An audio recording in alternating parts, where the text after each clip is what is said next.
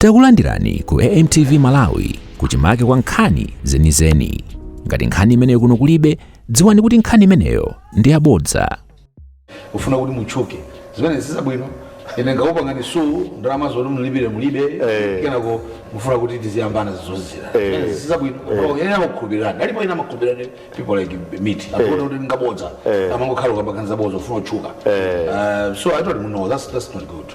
Ine ndili bwino sinadwale nachoka. Of course I had bereavement home, that's why couldn't appear on the program pa chiwiri ndi ndabwera kumuzi kumene ndimaka ikambale wanga, that's why ndabwera zoti ndadwala ine sinzoti zachokera kuti koma sibwino chochoyi kana kuti ndimanena former president IBM kuti ndiwodwala ine simanena kuti waja kuti ndifuna mafuna zoti afe ayiditu sindibafuna zoti afe program sinamba mvula ndingofuna ngasuta nakazi kana mandiusa ine sindafuna munthu wina kuti afe ndi munthu abwino bwino ndimapemphera chimene ndimanena nchonena kuti iwo aja ngakulu sangakhale president wa dziko lino sangakhale effective akhozokhala because malamulo amavomereza but ndimapanga ona Malawi kuti we can't have such a president sangakhale effective sali fit. You is fit kuti azipuma, not that you want him to die or what. And nobody would wish somebody to die. All I'm saying, I don't wish Peter Mutharika to die, just like I can't wish Kevin to die, Mvula to die, or you blessings to die. What I'm saying, or you are meeting, or Julius Smith Agunzuzu, Zveninga Mpapamazona would deliver Chisanko tifunika tisake the best person to lead us, and the best person is not just the competence kaya chani kaya sukulu kaya chani, even fitness. And my point is that Mutharika is not fit to be president because akula tubirao silinga vomere. It needs action, it needs tamanga yosanga tamange. Mwende sile pompo amvula undambagale program sinambe program nonga akafuzo wako program walina zima sina zima nduwe nalabara jeje sada kadala wira bweza patsa ko makobira kari gure plot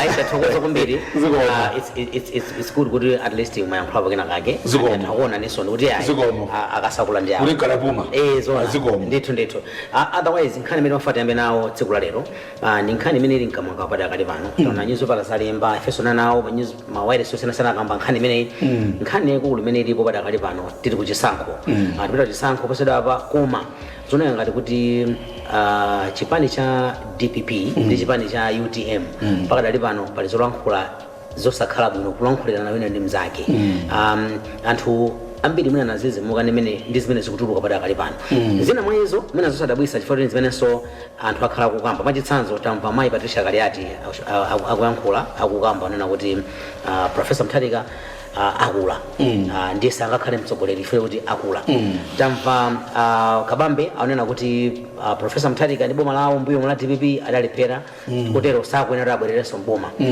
zimene zinthu sikuti tungonena koma zimene anthu akuziona aziwerenga komanso ngakhale ma clip kapena ma video yake alipo tamvaso nawo akuchi tamvaso ngakhale Noyo Masangwi amene ndi mmodzi wa akuluakulu chipani cha UTM akulankhula nkhani yomweyi akamba kuti ali kuchikwawa tikapita ku DPP tamva ndithu anthu aku DPP akuyankhulanso ngati mneneri wawo anamalomba ndi anzawo kumeneko akuni wauzanso a UTM nakuti ina UTM inu popanda ife ndo panalibepo inu kodi Kabambe mukuzoona ngati ndilo ndani don't cross the line so tukhala ngati kuti zinthu za kugwedezeka kwambiri kama nkhani ya opposition ndinene kuti kampeni kapena ndi imeneyi kapena ndi chani mungayankhula motani mwina amesakasakula kampeni yafika pa chimake koma ifeyo ngati amene sindife ma candidate ndife ma analyst ine Mvula napeka sambo timafunika kuti tizizoona zimenezi nkuona kuti true meaning yake njani. Kabambe alankhula, Patricia Kaliati alankhula, anamalomba yankhapo, Muchwasa Masango alankhula, navoti anavichaso off camera timakamera anavichaso alankhulaso kuti amanena kuti you don't play with APM Kaliati si size yako. Ifeyo tifunika kuti pange sift nkunena kuti choona nchiti. chona chakuti takatunena pano about mwina musanapitirize ndionjezereko atupere munuzi anayankhula yes atupere anenanso mbuyomu anayamba makamaka atupere kunena kuti Mutharika aoneka kuti ayi akula anthu ambiri anaponya miyala noti ayi kenako mpene pabwerano enawa ndiye mafuna ndikamukamakamba mwayike paso atuperewo zoti munthu wina angamaopsezeni zake nthawi ngati inoyo kunena kuti tisakambe za Peter Mutharika zinamba kalekale zinamba ndi ife zonsezi aonena kuti nazima chanchani kanake ndi yomweyi kuti ni magulu because Julius Smith ni kadeti ni kadeti is a known kadeti a card carrying member wa DPP uyambira kalekale ndazi zake onse amene amachita comment pamenepo ukamba zambirimbiri so zoona kuti ifeyo tidanena kalekale kuti awawa Peter Mutharika sainokhala mtsogoleri wa dziko lino lifunira kuti sali fiti tinanena kumbuyo ku ena amatinena kuti that's partisan mukulakwitsa pamenepo msamanene. Now today ngati zikukambika ndi zipani zina muyaona kuti kampeni yafika papeto kampeni yafika paponda chipera pachimage ndi aona ngati kuti nthawi yakanota akambepo koma nzoona zimene akamba Kabambe nzoona zimene akamba Akaliati nzoona zimene akamba Amasambi nzoona alesa kuziona. Ife Amalawi, we don't deserve Peter Mutharika to president watu. Absolutely not. Why? Because Peter is not fit. What it means is that still kusanka Peter, tusanka Gangata, tusanka Madam Wao, tusanka kaya Ajisare, and ultimately tusanka Jenyansa. Zveneso o Akaliati akabaswa kuti mukavotera inonthu akucholo mukavotera Peter Mutharika ndiye muvotera Jenyansa amene ni public enemy number 1. So it's obvious kuti akunena zoona Mutharika soena ukhala mtsogoleri. There was excitement akuti anapita ku Central Region kana anapita ku Northern Region. Seriously speaking, Peter Mutharika plus also amene amulangiza na ndopanda manyazi because him has lost any more right to go to Antawuni and say Mundivotere. Why should they vote for him when he's clearly saying he's out to destroy Lilongo? Then he proceeded to the north where he did only one rally Pagatoto. Again, Mkubanda Manyazi kuti he can go to north and think kuti Antawuni I'm voted on what basis? All he has done is to treat Antawuni as a piece of garbage. That we ni rubbish is magata kudzalazira that's what people ama nyoza ntakupoto ama bersema policies oipa and backs them as DPP ka uli makota system anapha kumpoto anda DPP 20 years were gunned down in the north. They have never protested for the quota system. They even said anakumpoto simukale tsogoleni. He himself Peter Mutharika alinkala ngoni ngona kuti chimuntu panga sanga kale mtsogolano ni mtonga simchela kachani. They are tribalists.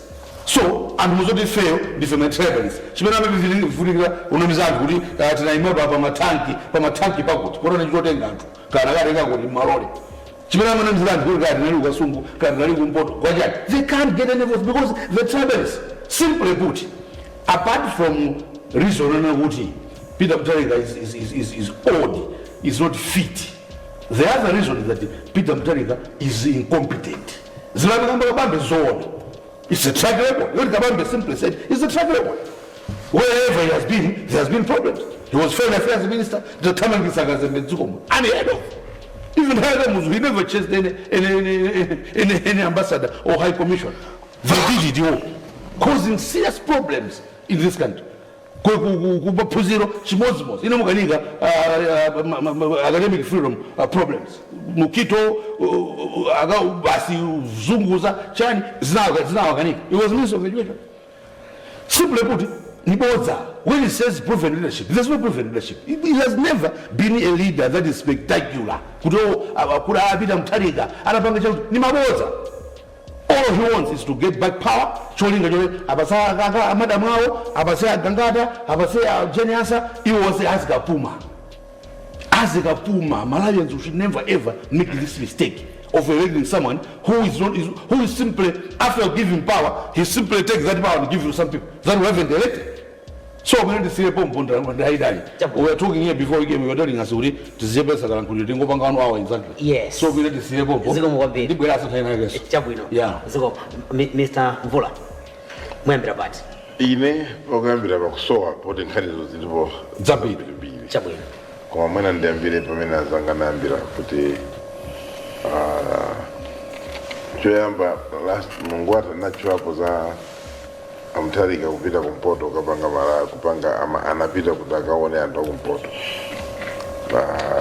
Ndizopeza chisoni kuti panopo Mutharika, the Mutharika family, DPP akufuna apange glorify kukongolesa anthu akumpoto ngati anthu abwino ngati anthu ofunika kwambiri pamene anakhala mboma 14 years 4 years sana wasunge bwino anthu akumpoto from an northerner to the highest person amene mungamuganizire sanaganize bwino amanyo kudowa tichule pano tiyambire pankhani ya chimutupanda pamene wafuna all he wanted was to take part in the contestation of leadership. President said him. Sikuti wafuna zambiri ya contestant ndipange nawo koma namnyoza paka maaudio paka lero alipo tu ndi part of history amene amanena kuti amene iye amene ndi mtumbuka ndi mngoni ndi mtumba ndi mtonga namnyoza tibwere nthawi imene ipatisha kaliyati analisogolero wa DPP ananena kuti voti ya ile singavotera munthu wakumpoto volete votera galu bora nditavotera galu meaning that a person from the north does not deserve to be a leader. Ine ndinalipo 2004 pamene Chihana ndi anthu ena afford together ndi UDF campaigned kwambiri kuti bambo Professor Bingo Mutharika akale president and indeed anakhala president anazaulanda mpando wa second VP analanda Minister of Agriculture and Chihana died a miserable person. Matenda wanalipo yena, but probably one of the causes was distress. Well, this is a political power leader. I mean, Mwewache fought hard, just like Amluz, fought very hard. Kuti Mutharika wakitapa mpando. Indeed, when became president, Komanda Mnyosa. So he died a destitute. Muntu Baso Kuti Kamutu eventually he died. Same thing in the same category. When they may have died, but they died miserable people.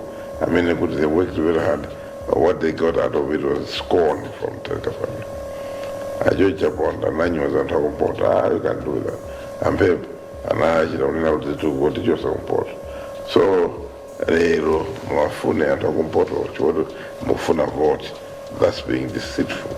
No Kuruku, Kuba, because you cannot go to people, I mean, Muma Wanyoza, they Mufuna Mwapange used to ascend to power. Where's the winners is all?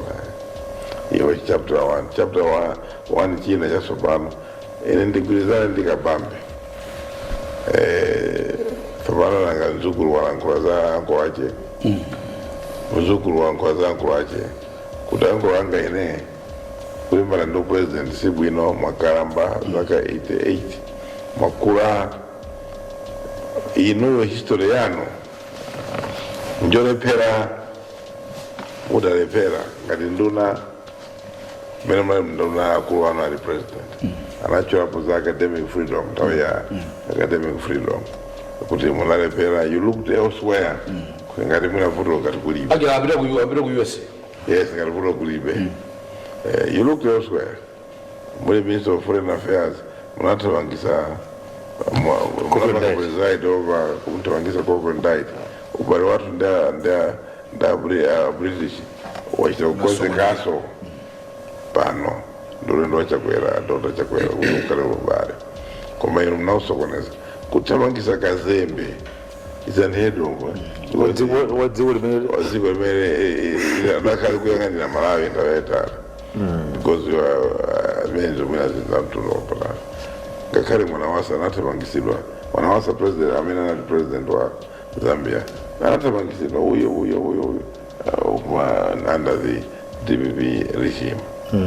So zimenezo ndi kukhala ndi mtuzo usaganiza bwino popanga zinthu pamene ukonale zochitika zambirimbiri ka zimene zakumalawi kuno simunapangepo demonstrate leadership yonena kuti yayi ine ndithu zili bwino nkhani imene amanena Kabambe azachuma indeed you didn't do well and zinachita bwino because siyana nkhwali Kabambe amene anali limodzi mu system ngati anapanga falsify my figures Kabambe, it means it was at the instigation of Minister of EA President wa DPP, who was Peter Mutharika. There's no way Kabambe would have done anything without the instruction of President. And the Mutharika. So failure, imena ripo penipo joti inachokera kwa Mutharika. It's part of Mutharika. So there is no proven leadership.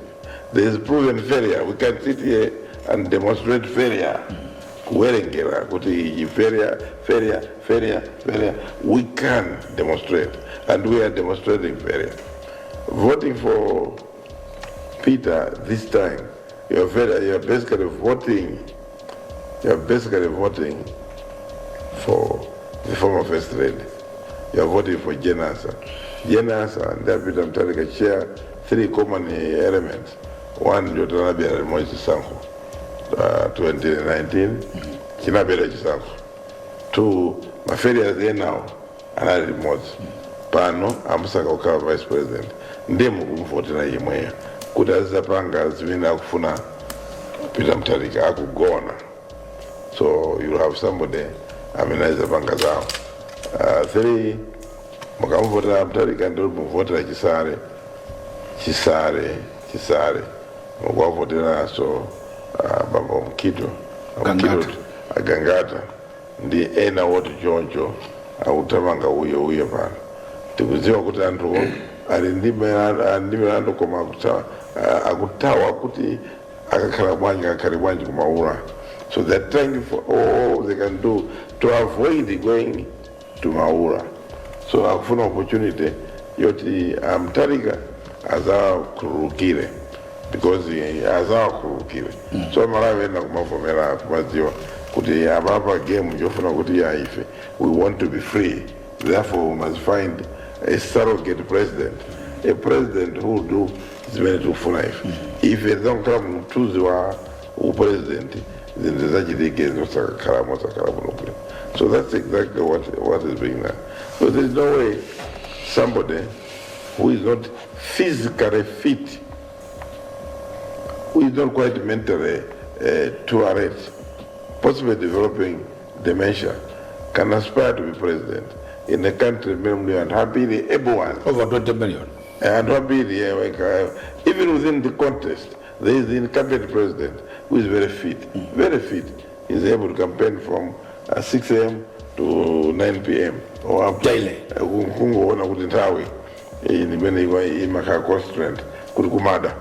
Then you have got others. Kabambe included. There's Joyce Banda. There's Manawao in Anamkuma. These are people that are fit. So, and then the spirit of protecting this old man from criticism. Do you understand it too? Musabara be say, let him walk, let him do what is normal for somebody who is aspiring for leadership. It is not a birthright for him, Mutharika, to be president. He was once, times have changed. He is older now, much older. He felt younger whilst he was younger.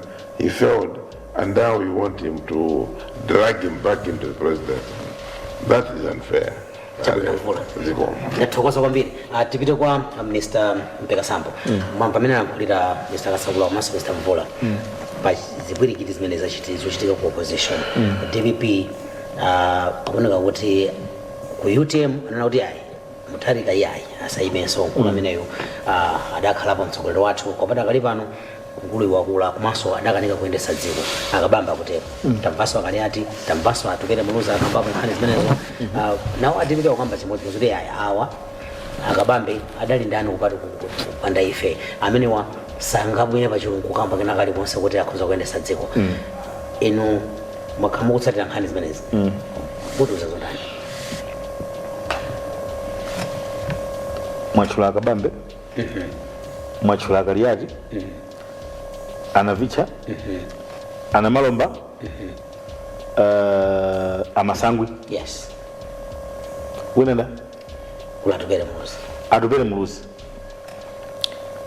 muna atupere ilimike pambali chabwino or kozo pharikiza koma anthu awa mwachulawa anakhalako mchipani chimodzi nkumagwira ntchito yolamulira dziko lino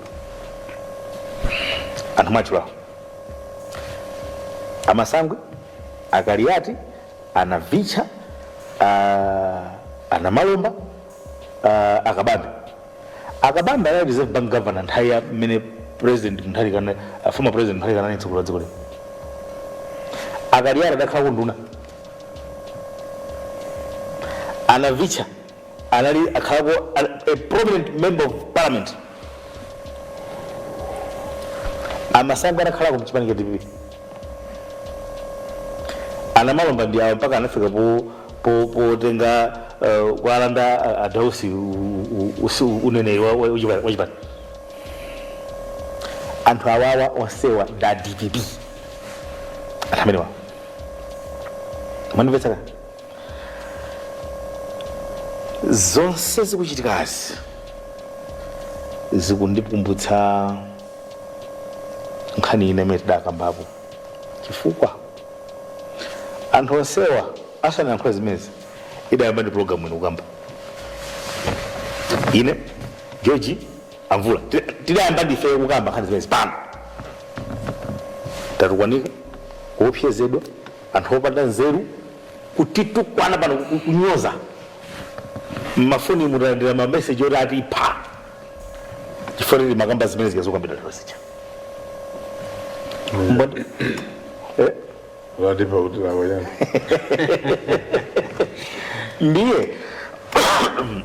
Ndiye zoti panopa ayamba kukamba zimenezozo okhaokha akutanthauzira zimene ife timakamba kapena akubwereza zimene ife takhati kukamba zikutanthauza kuti zimene timakamba ifezo ndi chilungamo. Number 1 ifeyo ndi timakamba zoona kuti at the age of Professor Peter Mutharika sangakhale mtsogoleri wa dziko lino ndi chibwana ndi pa Chingereza amati failure to change, kukanika kusintha kaganizidwe ka zinthu kachitidwe ka zinthu. Why? DPP values political correctness and not moral correctness. Amakhala kuyizo kuti kumalo chofunika kuti dziko lino lipite patsogolo ndi ichi koma chifoti iwo wakufunitsitsa kuti pandale akhale anthu okhoza osati kuzofuna za Malawi ayi kapena kuzofuna za dziko lino ayi. Fapa chilungamo chake honestly speaking simungatenge munthu wa zaka 88 kapena 90 kuti azitsogolera dziko lino. There is complete absence of moral judgment there. Moral fairness or economic fairness or political fairness to those that are aspiring to be leaders tomorrow. Mandimvetsera chachiwiri nkhani imene ikundikumbutsa nkhani ya nsanja ya babulo bakumbuka Genesis 1 mpaka nokafika verse 9 kuti ndikujaina mankhula ndi malilime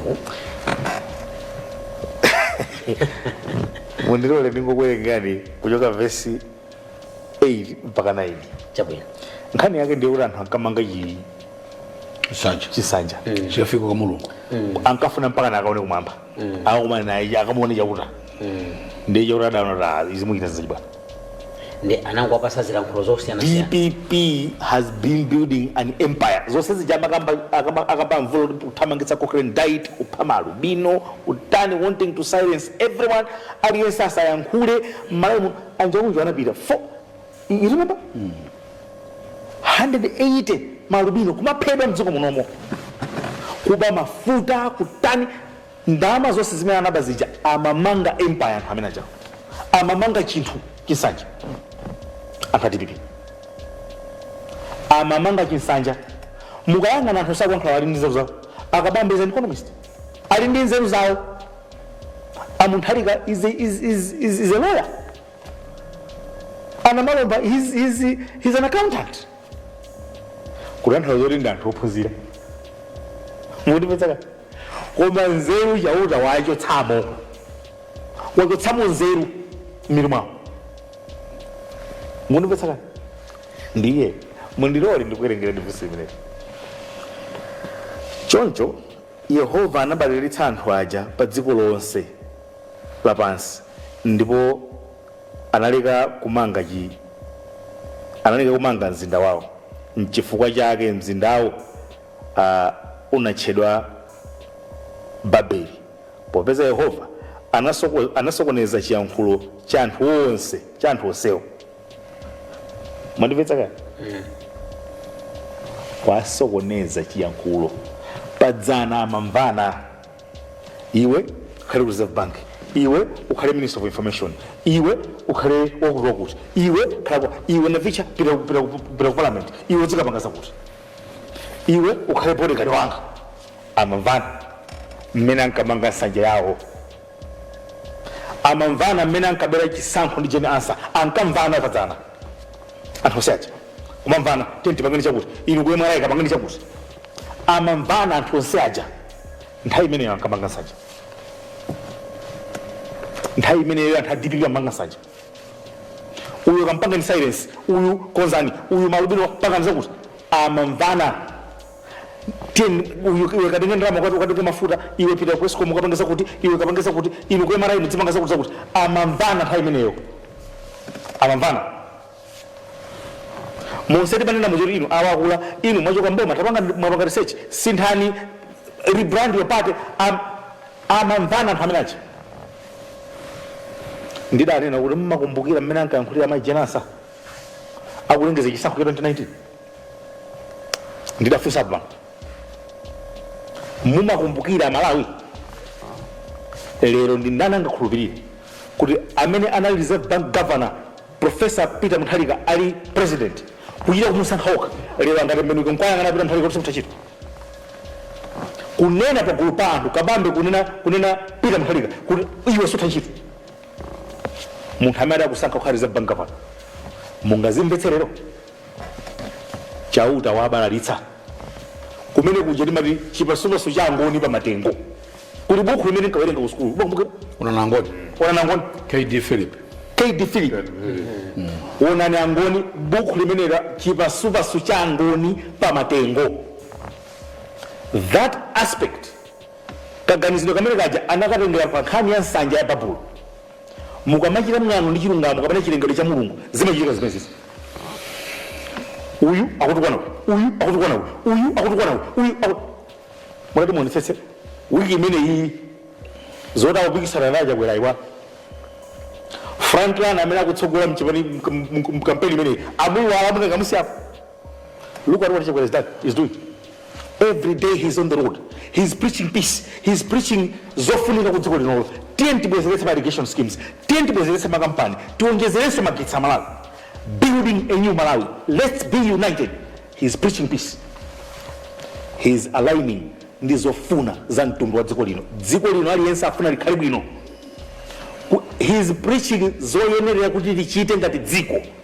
kuti aliyense Malawi amene aliyense akumfuna panopa kuti akwaniritsidwe sikuloza wina kuti iwe ndamoda longa economy iwe ndamoda rani Chakwera is doing the right thing teaching Malawians don't despair mtengo tadzala utenti palire tadzala 2020 imeneyo mtengo musadule mtengo mene tenti pireki tsogolo tikonzenso njanji chifukwa njanji iyo ndemene izi tipangiso tizibweretsa zinthu mdziko muno kapena kutulutsa ma exports athu mochipa osati matraka amene akuononga misewu yathu Chakwera is preaching peace he's preaching the real source of progress of any country rebuilding fundamentals of an economy kumanganso nsanamira za chuma cha dziko ena wakuda chauta watishamu tiye gasi mene muchi chauta watishamu tsabola mukampi mene chayo wagwetsa Babylon chisanja chimenechi chauta chigwetsa wasokoneza sakumvana ndendende zimene zidachitika ndi nkhani ya nsanja ya Babulo. Anthu a DPP mudziwerenga baibulo ndi chifukwa amaneno okhulupirira amakumbutsidwa kubwerera kunjira chilungamo zimene akhala kupanga DPP nkukama sakuonanso kuti dziko li panopa idakhala kuti ni ng'ombe ndi kuti yawonda mitengo kugwetsa chali chilichonse makampani kugulitsa. Malawians are crying. Munagulitsa kwa anthu. What it means is wina adagulitsa banki wina kuti ndofuna kubwezeretsa banki zikutanthauza chani imene chakuti Agricultural Development Bank mukhala mashares ambiri aboma la Malawi profit imene ija banki imene ikapanga profit ngati imene kupangira National Bank ndi Standard Bank kandi 50 billion izikhala kuti imene ija ndi company ya boma profit ya boma osati profit ya munthu kubwezeretsanso ndi chifukwa chake kuma midziku anthu amati ine ndikupita ndikagulitsa chinangwa ine amanyamulani mandasi mukagulitsa uku chifukwa chani akufuna kuti apange create ma IGAs ochuluka for their family. IGA ndekuti income generating activity njira zopangira ndalama zobweretsa pabanja ndi chimodzimodzi kaya muli minibus kaya muli ndi chani zimenezo ndi njira zopangira ndalama zabanja lawo ndi chimodzimodzinso dziko limayenera lidzikhala ndi njira zopangira ndalama. Chimodzi mwa izo ndi ma exports koma chimodzi mwa izo ma sectors onse amene alipo kaya ndi ku mining kaya ndi ku tourism kaya ndi ku agriculture kaya ndi ku banking dziko limayenera kukhalanso ndi ma business mmene momwe kumene kujanso fete zilenga mwina ka 45% kandi 30% ya profit imene kumene ma profit amene ma sectors amene akupanga dziko lino ndi chifukwa kama lichifuna kuti Malawi silingakhale dziko ine nkukhala Malawi kumakhala kuti ndi boma la Malawi koma amene akupanga business nkumapanga profit mdzikomo sa Malawi okha no ifenso ngati dziko tidziyenera kumapanga profit ku ma business amene akuchitika mdziko mwathu mandipetsa pano pomalizira ndakumbutse zikuchitikazi mukutukwana nazi mudziwe kuti chauta wagwetsa nsanja imene munkamanga mmene mabera chisankho chauta wagwetsa nsanja imene jaija musemene mapangana kumakabandira kwesikomo kumabandira kuti nsanja imene chauta wagwetsa. There is no way lero akaliati ananyoze Peter Mutharika. There is no way lero Masangwe angamanyoza Peter Mutharika. There is no way Kabambe ananyoza Peter Mutharika. Tinkanena atira musizi if dala topa zero lero muonena nokanoka mawaja hapa nawaja mwamba kwamba kwanu wagwetsa chauta nsanja imene munkamanga pobera chisankho ngombe. Tathokoza kwambiri Mr. Mpera Sama. Tufati pite kwa Mr. Kasakula. Yes. Hani ngono panga shape watufati malize mimaliza bwanji kumaliza kwake nkosavuta ndikunena kuti maybe kubwereza zimene wanena Kavini ngati zinthu zimazikamba pano ndipo masiku amenewo timaoneka ngati ndife ansulizo ongofuna ulankhula zinthu pano au anthu amene amagwira ntchito ndi Peter Mutharika akabambewo ndi ena because even atupere muluzi atukira chilo sinapita ndi Peter Mutharika chisankho chobweza ya 2020 anali limodzi la Peter Mutharika anali running wagwira ntchito mu government Ministry of Health atupere muluzi lands kashani wagwira lero osewa anona kuti akuyo ayi zona yes zona akuyo Malawi ayi. This excitement must stop by 16 September. Yes. Tisapange mistake yonena kuti tivotere Peter Mutharika. Number 1, sitikuvotera yeyo, tikuvotera anzake acha. Akumanena kuti ine sitimafuna kuti ndiime, koma ndubwera udzakoza dziko. Iyeyo dziko sangalikoze niwokalamba alibe mphamvu zorakho zopangira implement china chilichonse chofunika kuti dziko lino likozedwe. Alibe mphamvu zopangira zimenezo. Nikamaka za mphamvu mukamba za mthupi fa kuti munthu uchite kugwira ntchito kuti ndibwere kuno ku MBC ndzagwira ntchito. I've got to be fit. It was a blessing sungabwere kuno kuti ngati wadwala ngati ndiwokalamba that's why sanga kulembo kwakalamba kono basics of human life. This is how things are.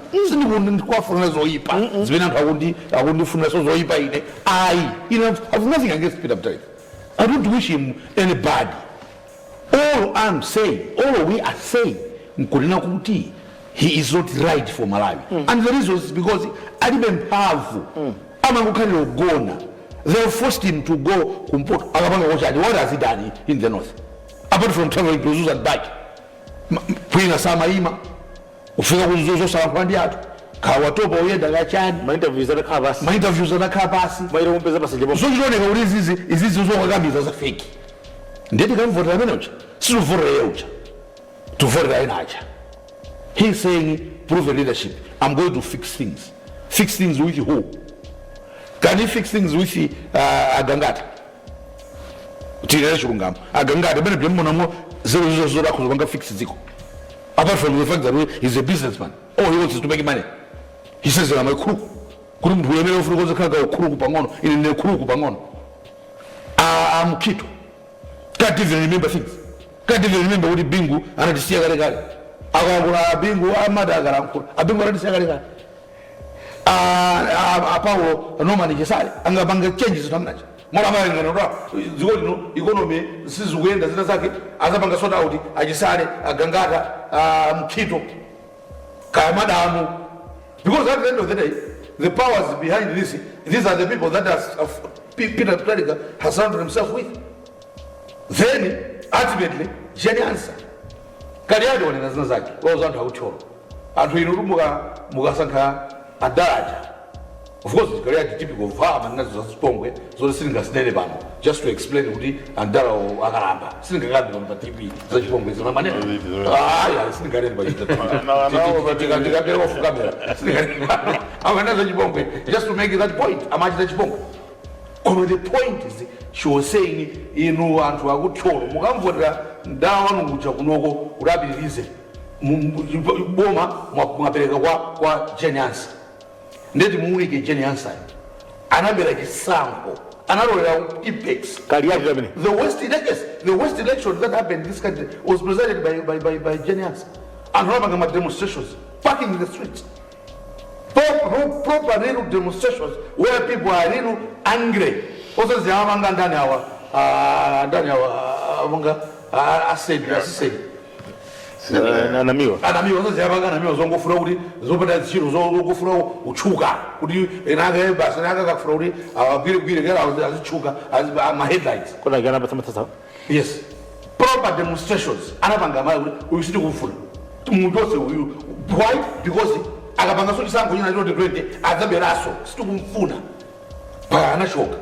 That's the person that Peter Mutharika is bringing to run government, to run our affairs, to run this government, to run our lives. These are those that are going to run Malawi. Is that what we want? We don't want. Because even what he's saying would prove leadership. There's no proof leadership to him. Wakamala Kabambe. Therefore, was our failure. Peter Mutharika is a failure. Peter Mutharika has taken more from Malawi than he has given. He grew up outside. He was not paying tax to this country. He came to this country to settle. Only when his brother became president. Now he wants to put his old age. State House. We should be funding him. We should be doing everything while he's doing nothing for us as Malawi. Why? Because he's unable. He's old. Even if I don't know, in the F7, in the Zenda, World Bank, Sanda what he said, he will get tired and something will happen. Amalawi, this is not a fair deal.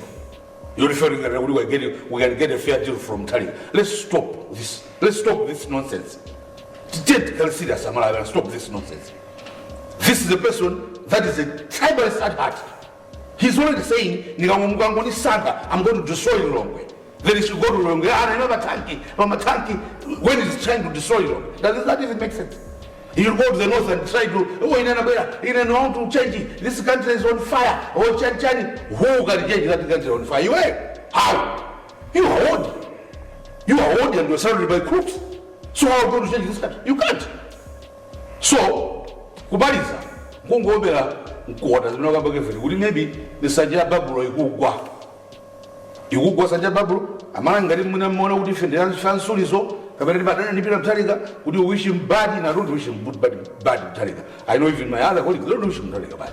All we are saying that he's not fit to be president, he's not fit to be commander-in-chief of Unyaka Masenga. So by the way, as I ended up Pampadadenga, as I ended up Pampadadenga, for one of who didn't know president, commander-in-chief of our armed forces. Come with me, I'm going to say now, you as I ended up Pampadadenga, I got him a dice by Jawudi, I'm doing my salute. We want to embarrass ourselves or what? Are we crazy or what? As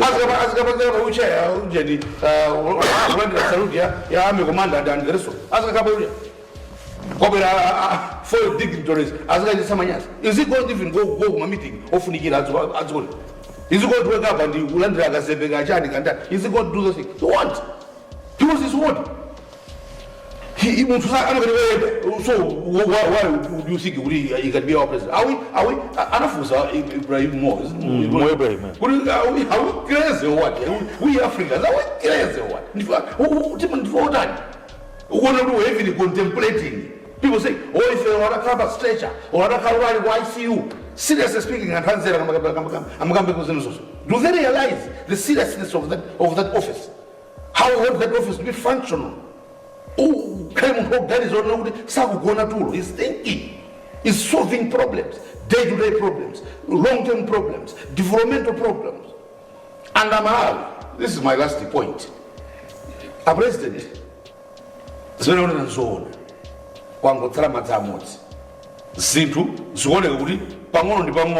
they are falling into place.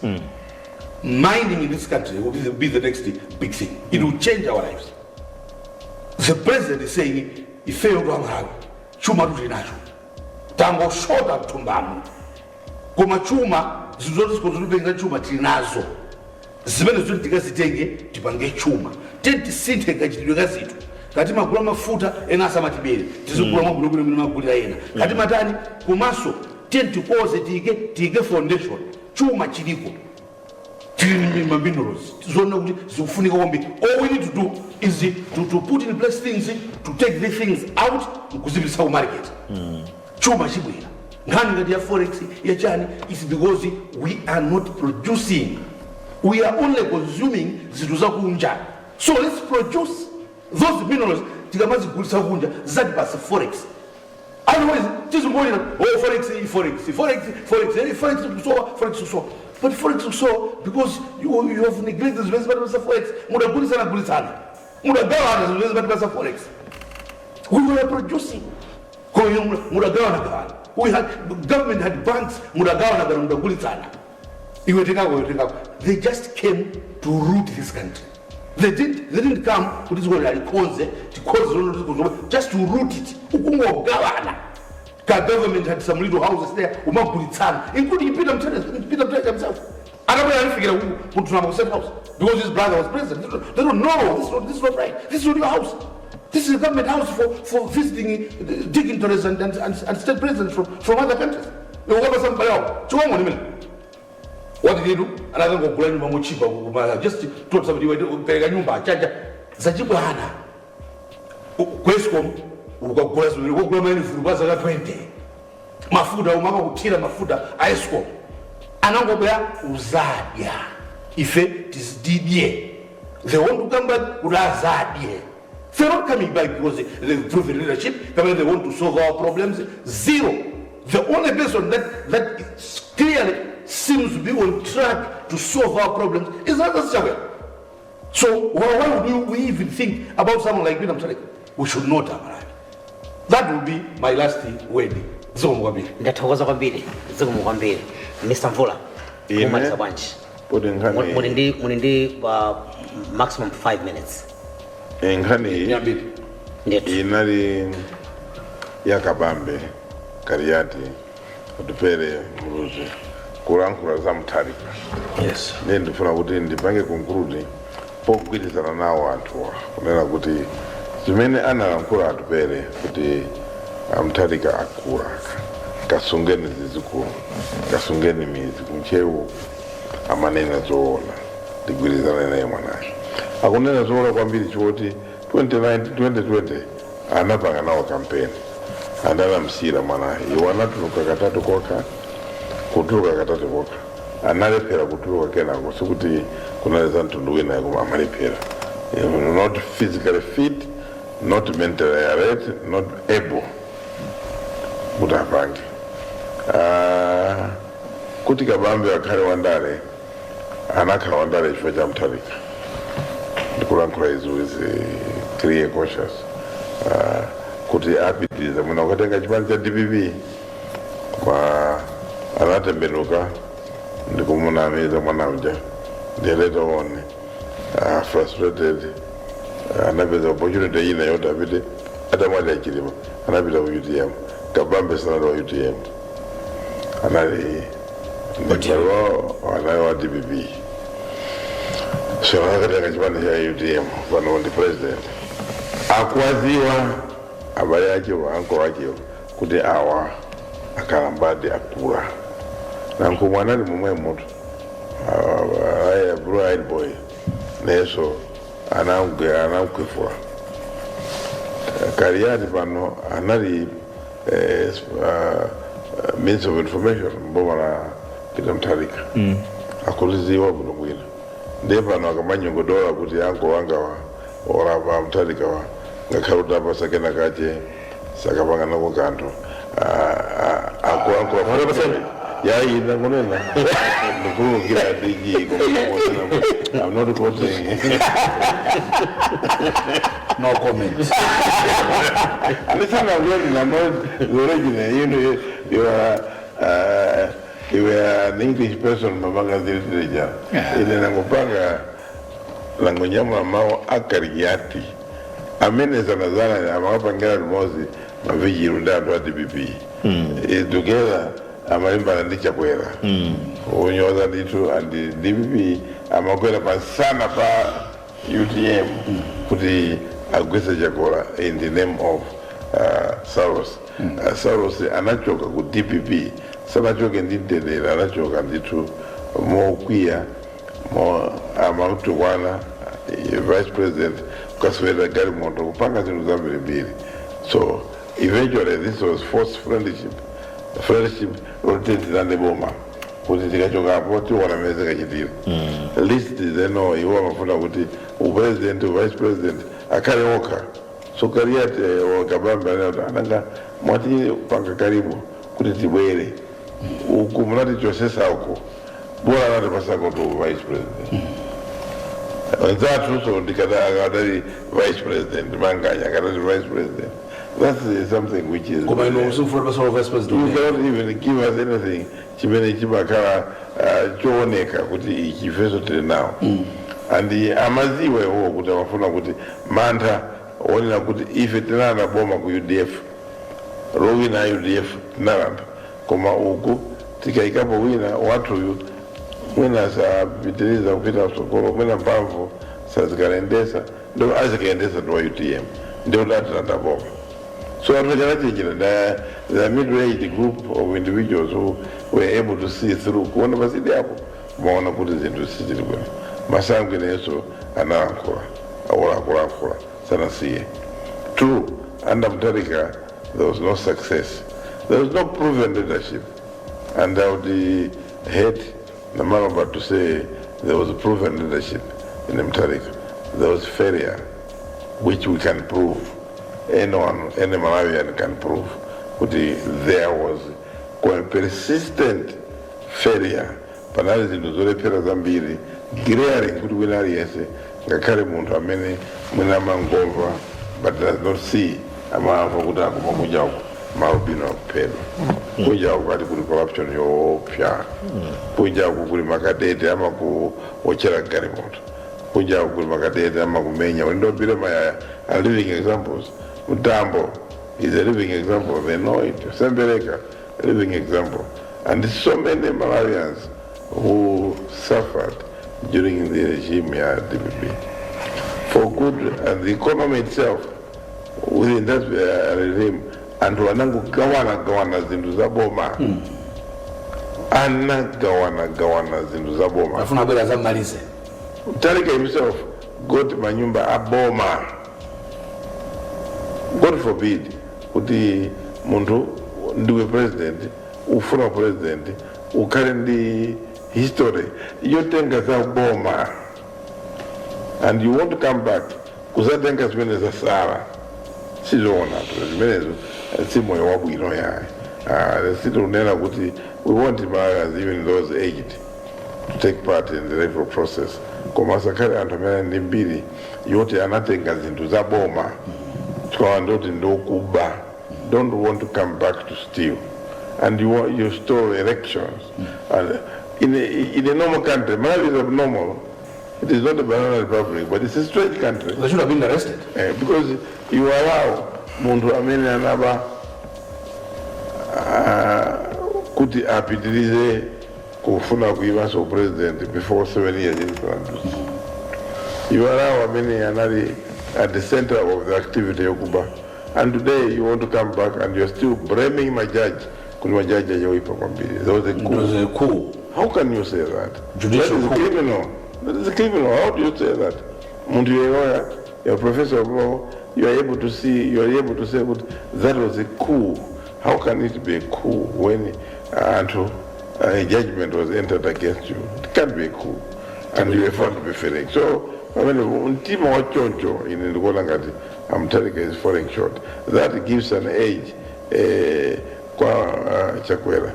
For all bad things, Chakwera sana chite, mwina 20% of what Peter Mutharika did. The regime, Panopo Arias is peaceful. The rule of law is upheld. Paribe Muntamana Ngarena Guti with impunity. Chakwera has demonstrated he is the only president who has been able to fire people that are out. Osaiwala kupanga subscribe ku channel ya AMTV Malawi.